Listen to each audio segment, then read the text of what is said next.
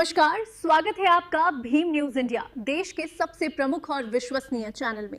आप देख रहे हैं भीम न्यूज इंडिया। नमस्कार, मैं आपके साथ हूं। आइए जानते हैं आज की ताजा अपडेट्स। देश और दुनिया में क्या चल रहा है उसकी पूरी जानकारी लेकर हाजिर हैं। सबसे पहले बात करते हैं आज के मुख्य समाचार की।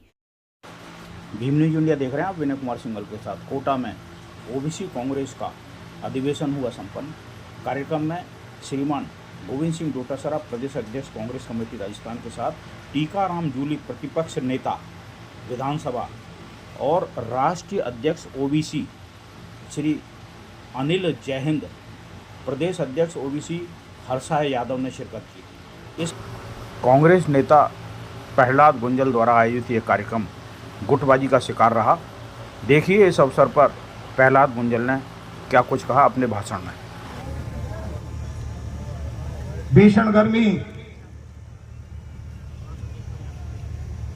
ऐसा लग रहा है कि समूह के बीच में ज्यादा देर व्यक्ति खड़ा रह जाए तो गर्मी में बेहोश हो जाए। उस भीषण गर्मी की चुनौती को स्वीकार करके आप कांग्रेस के काम को ताकत देने के लिए आए, इसलिए आप सबका भी हार्दिक अभिनंदन स्वागत करता हूं।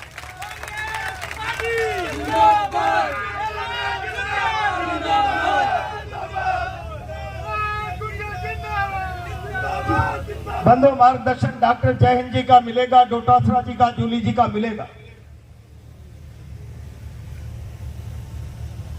मैं तो बहुत जिम्मेदारी के साथ आप लोगों से कहना चाहता हूं,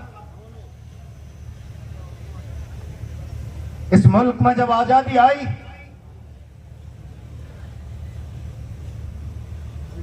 तो देश के किसान का सम्मान बढ़ाने के लिए प्रजातंत्र का ब्रह्म वाक्य बोला जाने लगा। दिल्ली की सरकार का रास्ता किसान के खेत में से होकर निकलता है, लेकिन मैं आज जिम्मेदारी के साथ कह सकता हूं, पिछड़े वर्गों का विश्वास जिस पार्टी के साथ खड़ा है, दिल्ली की सल्तनत का रास्ता उस पार्टी के लिए सुगम है। बाकी दुनिया की कोई ताकत सरकार नहीं बना सकती। मुझे बहुत तकलीफ, मैं जिन वर्गों के बीच में खड़ा होकर पिछड़े वर्ग की बात कर रहा हूं, कभी कभी मुझे लगता है भारत का वो मूल विदेशी आक्रांताओं से लड़ा, मुगलों से लड़ा, अंग्रेजों से लड़ा और लड़ते लड़ते मुख्य धारा से अलग थलग चला गया। उसका परिणाम यह हुआ कि प्रजातंत्र की 75 साल की यात्रा में भी उस भारत के मूल को पिछड़ा कहकर संबोधित किया जाने लगा। यह हमारे लिए तकलीफ की बात। अन्य पिछड़ा वर्ग जिसे कानूनी भाषा के तौर पर यह शब्द दे दिया, वो भारत की आत्मा है, भारत की ताकत है। इनके बिना भारत का समग्र विकास संभव नहीं। प्रजातंत्र में इसीलिए सब लोगों के विकास की बात तय की गई। जब लोकतंत्र की यात्रा में समुचित भारत का विकास करना चाहते तो पहले तय करना पड़ेगा उन पिछड़े वर्गों का कल्याण, जिन्होंने 1700-800 साल की कालखंड की यात्रा में इस भारत के अस्तित्व को बचाने के लिए, धर्म संस्कृति की रक्षा के लिए अपना वजूद मिटा लिया। तय करना पड़ेगा उन दलितों के उत्थान की बात को। इतिहास के झरों को मैं जाकर देखो, किस प्रकार से धर्म संस्कृति की रक्षा के लिए स्वयं के अस्तित्व को मिटा लिया। और इसीलिए लोहिया जी ने एक बार कहा, ये पिछड़े नहीं, अगर भारत के अतीत की खोज करना चाहते हो, कैसा था भारत का अतीत, इसमें जाकर झांकना चाहते हो और अतीत में झांककर भारत के पुनरुद्धार की कल्पना करना चाहते हो कि भारत का भविष्य सुनहरा कैसा होना चाहिए, तो फिर दलित और पिछड़ा वर्ग इसके लिए सोने की खान साबित हो सकता है। इसके अलावा कोई दूसरा रास्ता हिंदुस्तान के पुनरुद्धार का बन नहीं सकता। लेकिन दुर्भाग्य इस भारत के प्रजातंत्र का अपेक्षित सम्मान पिछड़ों को नहीं मिल रहा।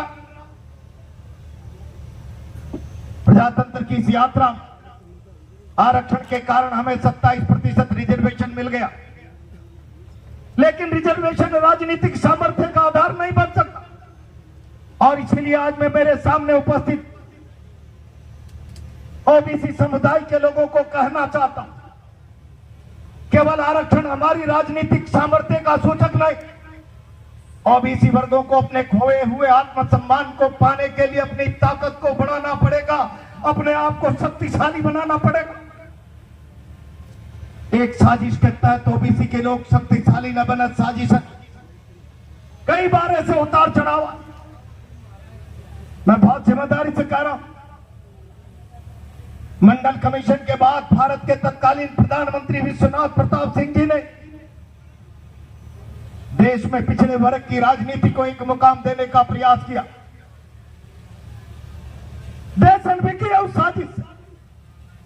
जब हिंदुस्तान का पिछड़ा वर्ग अपने हक अधिकार राजनीतिक अस्तित्व का सपना देखकर संघर्ष के लिए सड़कों पर खड़ा हो गया, तब भारतीय जनता पार्टी और उससे जुड़े तमाम संगठनों ने ओबीसी की संगठित होती ताकत से भयभीत होकर राम मंदिर का आंदोलन चला दिया। और आंदोलन नहीं चला, राम मंदिर के आंदोलन के पुरोधा बना दिए कल्याण सिंह, राम मंदिर के आंदोलन के पुरोधा बना दिए विनय कटियार, उमा भारती, साध्वी रितंबरा, और देश को संदेश दे दिया यह आंदोलन राष्ट्र का आंदोलन है, यह आंदोलन ओबीसी का आंदोलन है, यह आंदोलन देश की समूची जातियों का आंदोलन है। और इसीलिए ओबीसी की लीडरशिप इसकी अगुवाई कर रही। राम मंदिर का आंदोलन समाप्त हो गया, ओबीसी के लोगों को ओबीसी की संगठित ताकत का सपना देखने से वंचित कर दिया, पथ भ्रष्ट कर दिया, रास्ता बदल दिया धर्म के नाम पर। उसके बाद क्या हुआ? कहां है कल्याण सिंह जी का अस्तित्व? कहां है उमा भारती, विनय कटियार, साध्वी रितंबरा का राजनीतिक अस्तित्व?